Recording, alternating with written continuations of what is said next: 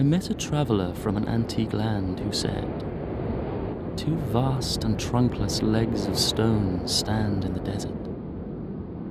Near them on the sand, half sunk, a shattered visage lies, whose frown and wrinkled lip and sneer of cold command tell that its sculptor well those passions read which yet survive, stamped on these lifeless things, the hand that mocked them and the heart that fed."